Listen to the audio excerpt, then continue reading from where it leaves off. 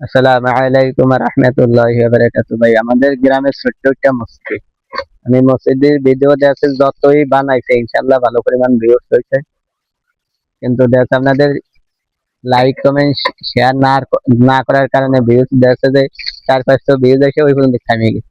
কিন্তু ভাই আপনাদের কাছে একটা দাবি, এই মসজিদ দিয়ে আল্লাহর ঘর মসজিদ দিয়ে সেই অনুযায়ী হলেও দেখছে একটা শেয়ার করে দাও।